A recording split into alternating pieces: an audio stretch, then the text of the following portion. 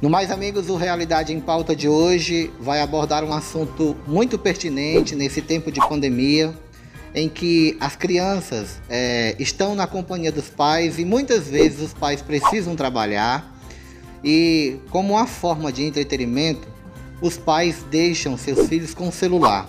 E a gente vai falar hoje sobre os riscos e o cuidado com que se deve ter com o uso excessivo da internet e das redes sociais com as crianças.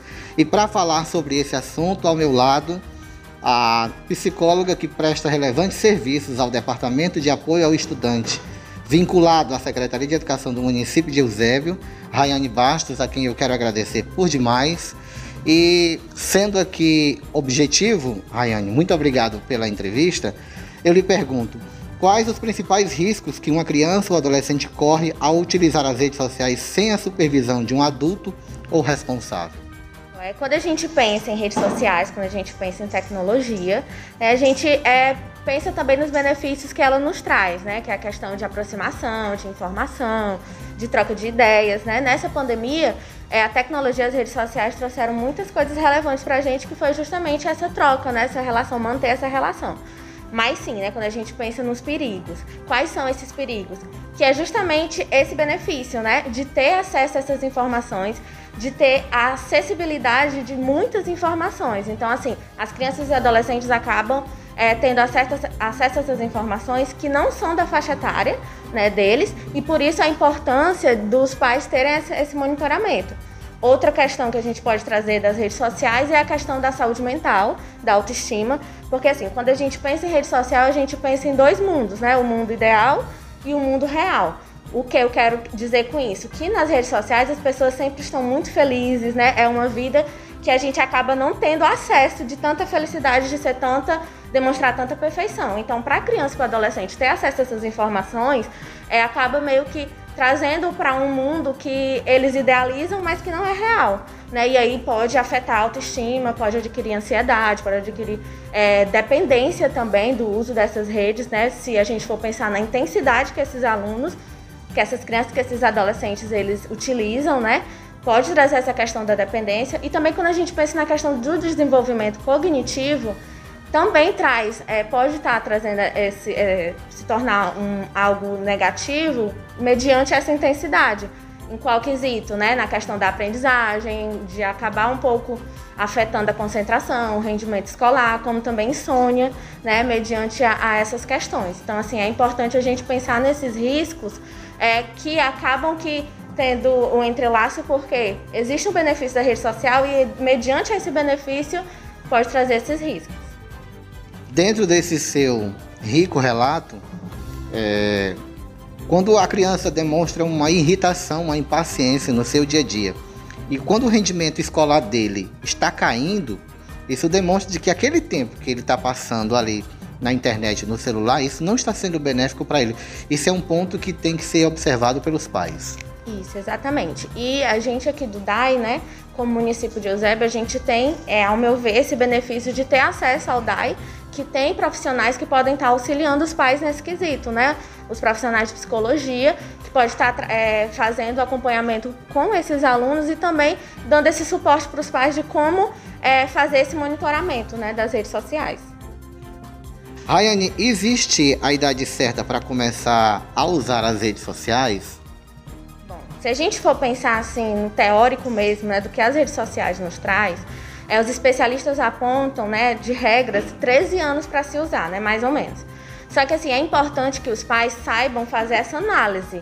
Em qual quesito, né? Eu posso ter um filho de 15, 16 anos e, ao meu ver, ele não tenha maturidade suficiente para fazer esse uso, né? Quando eu digo maturidade, é quando ele é afetado, quando ele consegue ser muito influenciável a esse uso de redes sociais. Então, assim, é importante que os pais tenham saiba fazer essa análise e também uma conversa aberta de entender por que o filho quer fazer esse uso dessas redes sociais.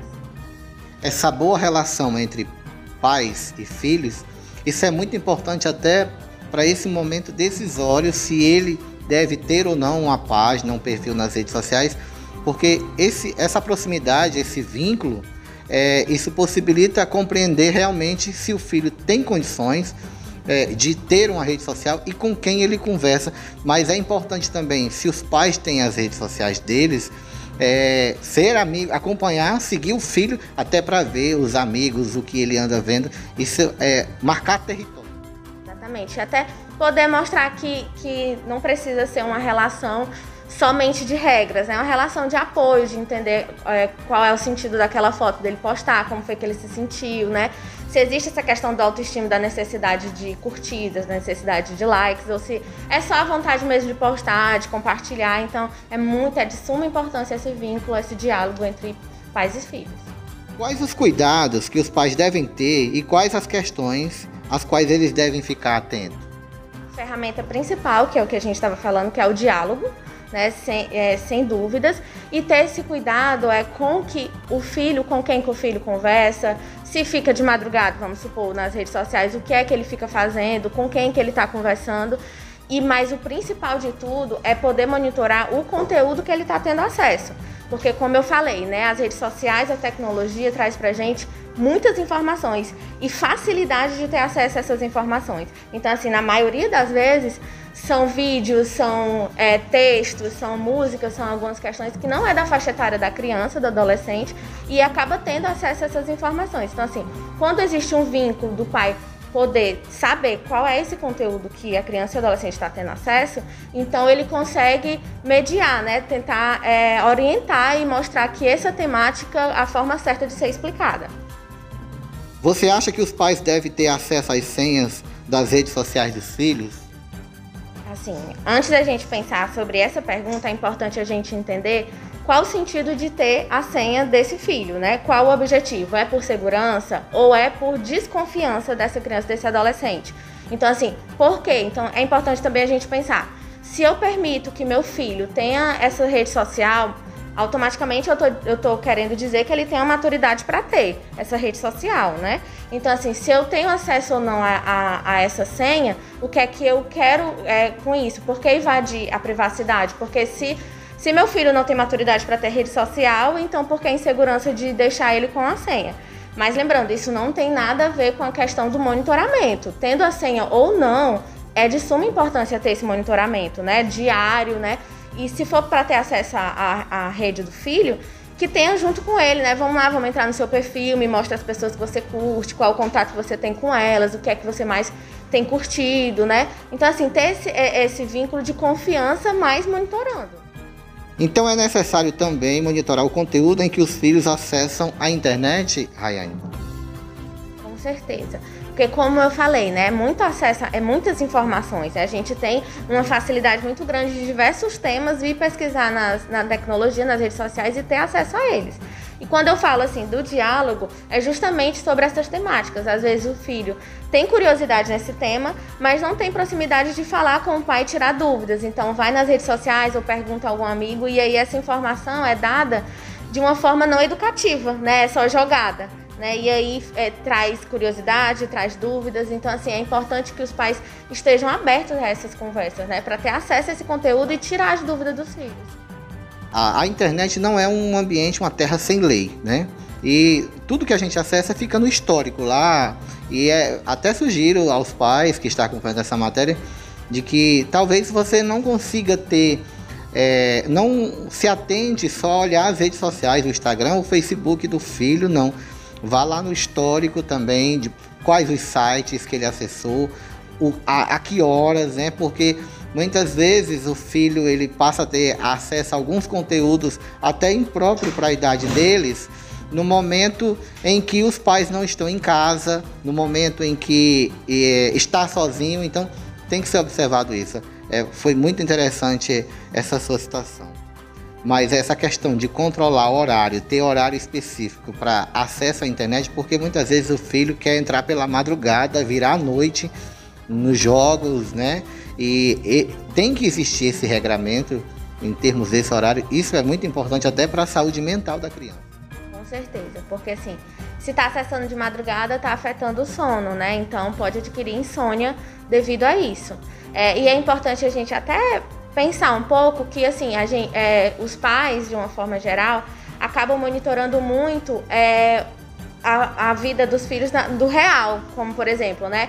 é proibido comer determinada quantidade de biscoito, né? Não usa essa roupa se tiver suja. Então existe esse controle. Mas por que quando o filho está usando as redes sociais, a tecnologia, eles passam horas, né, no celular? Por que não tem esse controle, não tem esse monitoramento?